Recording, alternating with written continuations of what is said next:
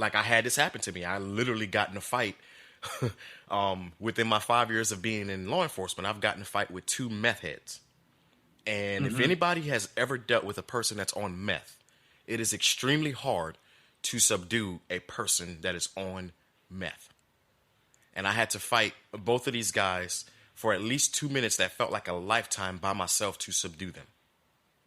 Okay. And I needed help because I couldn't do it by myself. And it's not that I was weak or I couldn't fight or anything. It's just when you're on meth, you become the Hulk, you know? Right. So a regular civilian doesn't quite understand the severity of having to subdue someone that doesn't want to adhere to lawful orders given by a police officer. Now, I know most people are going to say, well, we're there to protect and serve.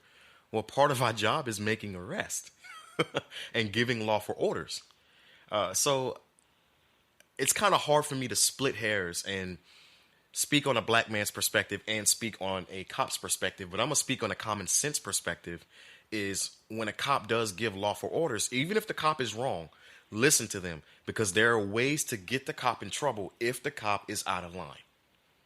You know, you fighting alongside him on side of the road, putting both of your lives in danger, doesn't really help the cause. Now, the technique that was most controversial in this case was the placing of the knee on the neck.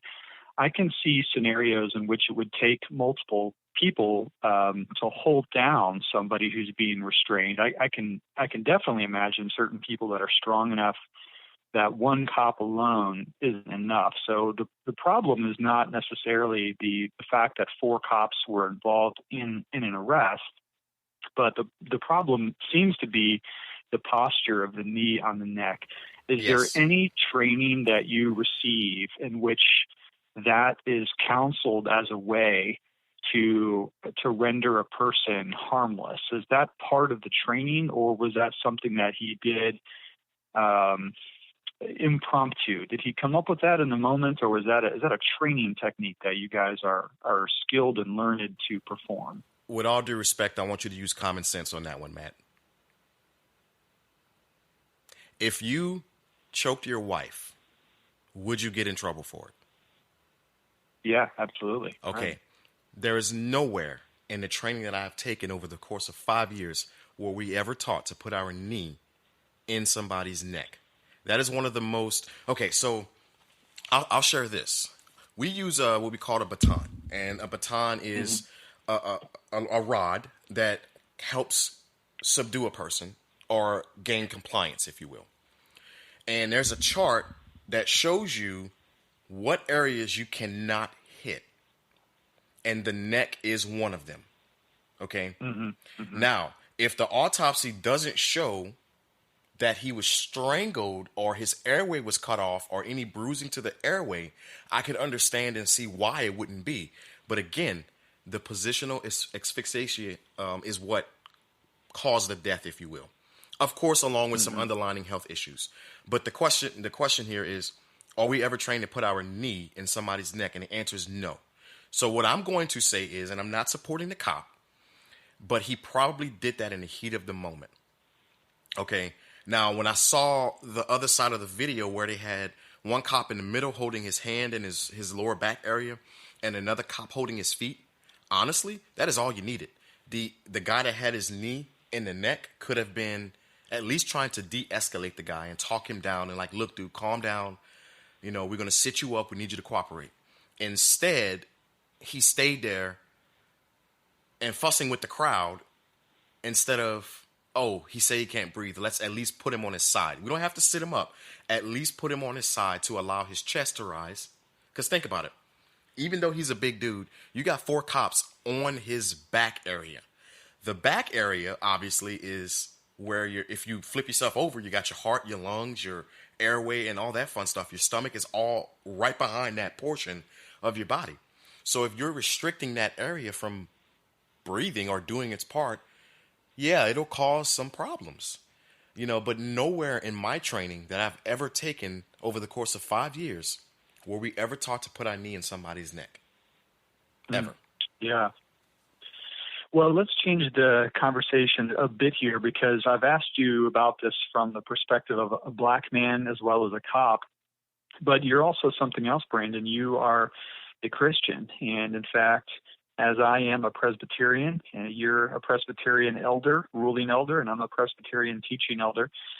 So does that, too, your Christianity, your faith in Christ, how does that help you understand these events? Or what takeaways do you have as a Christian when you see this kind of event taking place before your eyes?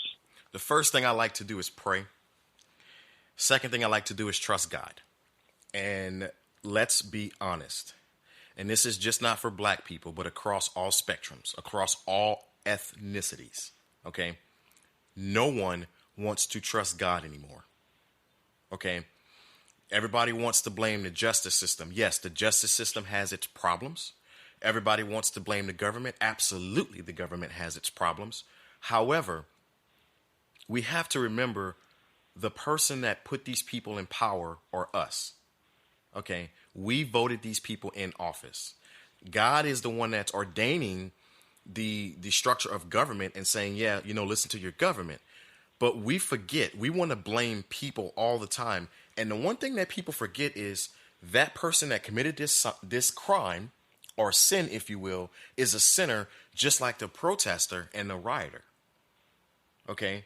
So I don't understand how the protester and the rioter can sit here and cast judgment when, let's look at it. Yeah, one committed murder or manslaughter or whatever you want to call it, but you're doing just the same thing by hating that person instead of coming together and trying to figure out a way to fix the system. Okay? So looking at it from a black Christian perspective, I'm taught, and I grew up in a black home, obviously, so I'm taught to always go to God in prayer with all of my problems, with all of my concerns, and give everything to God and leave it to God. So the fact that this country no longer views the Bible and God's word and God's sufficient grace as a source of getting through hard times, that's the problem we're having. It's not the fact that we got a problem with the justice system. It's a problem that we have let me say it like this. We don't have a horizontal problem. We have a vertical problem. Okay. All right. The horizontal problem is obviously race. Okay. And I don't understand the term race because we're all a human race, and I can get into that more too. But our ethnicities and cultures define who we are, as they should, but we're missing the element that gives us that ethnicity, and that's Jesus Christ. So nobody wants to trust God anymore. Okay, that's the problem I see. That's why we have rioters and looters and unpeaceful protesting. That's why we have those things, because our sin abounds more than the love of God. Right. Now, one of the things that we're seeing right now across the nation is almost a nationwide call for reforms in our police departments. Again, this is where I think your vantage point as a police officer might be helpful. Brandon, are we just kind of over emotional right now as a society, or are there actual reforms that could be put into place to help bridge that trust gap? It seems like right now, because of what we've seen on our television sets, our public trust in police is strained. What kinds of reforms are possible or, in your view, necessary to help maybe bridge that lack of trust that we have right now? It's a moral issue. Okay. I've shared this before. When I go into a community after someone was just murdered, and it's a black community, and I start asking questions, who would know anything? Who's seen anything? Can anybody help me remotely get close to what could have happened here? And I am told, I don't know, you're the cop, do your effing job. Okay, are you serious? All right. So you automatically distrust all cops for the actions of a few. Okay. I don't get that. Now, let's flip the script here. I've worked in the jail system. All right. My sheriff is on board for all reform. I'm sorry. He is on board for reform across criminal justice across the board. Okay. And he is not the issue here. He is the solution to the problem, because he and his brilliance built a $30 million jail with the sole purpose of rehabilitating repeat offenders. All right. Mm-hmm. That's a great thing. That is a huge step for our small community. All right. And Craig Weber deserves to get that shout out. Here's another thing. Let's go inside the jail now. Here we are inside the jail. I'm working a couple of details. All right. And everybody wants to say, oh, we didn't need that new jail. You know, they deserve what they get. Okay, you may be right. You may be right. But who believes in second chances if we don't give them? Okay. Mm-hmm. Now, dealing with the inmates, they can be disrespectful. They can be hateful. They can be just downright mean. And they want to yell, police brutality, police brutality, police brutality. Police don't do this. They don't care about this. How come you a cop? You're supposed to be on our side. This, and this. Okay. I am on your side if you're trying to do the right thing. All right. So if I have a person, all right, we got programs set up to where an inmate can go to a class, learn how to deal with conflict resolution and get their GED and all kinds of stuff. But the problem here is, does the inmate value the fact that he is being given a second chance, or does he want to stay in the system that I call modern day slavery? Mm-hmm.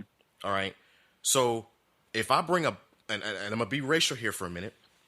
If I bring a black man into a classroom at the jail and say, we're going to do this to make you better, and he turns around and says, oh, you feel guilty, so you gotta do this? No, idiot. We're trying to give you a second chance, and it doesn't matter that you're black or not. We're trying to make you a better person. We're trying to help you be a better person. Why are you making it such a hateful thing at this point? And then they end up flunking out of the class, and that time that they were getting taken off their sentence is now added back just because they decided not to allow people to help him. So the problem is a moral issue. It's not, yes, the criminal justice system does need some more reforming. But here's the thing. We are doing that. It's not going to change overnight. It's not. All right. We got people that are doing the criminal justice reform as we speak. The problem is we need the people of our communities to help us push this forward so that we can bring about a great criminal justice reform. And I rest my case. So right now, something really strange is happening, and I'm not sure I fully understand this myself, but the protests have taken on a new mantra. One of the mantras that we're hearing now is defund the police. And actually, even today, I've heard that several major cities are actually considering this. Los Angeles, Minneapolis, Phoenix, Nashville, and a couple of others are now talking about defunding the police, meaning severely reducing the city budget that goes towards presumably officers, staff, equipment, vehicles, etc. Minneapolis even is suggesting replacing the police with some other kind of law enforcement system. Who knows what that could possibly be? What do you think about this call for defunding police units around the nation? Is this something that would be helpful, or is this going to lead us into some kind of chaos that we can't even foresee?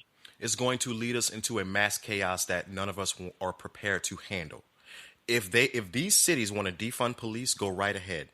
But who are you going to call when your property is destroyed and burned down and your whole family dies because you decided to vote to defund police? You cannot put the police at risk because of the actions of a few. You want to defund police and take away from those actual people that actually care and actually put that badge on to protect and serve? Go right ahead. When you start losing property and the crime rate starts going up and the gangs start moving in and your property starts to decrease because of those problems, go ahead, defund police. But you're only asking for your city to collapse in chaos because of your ignorance at this point. And I'm not saying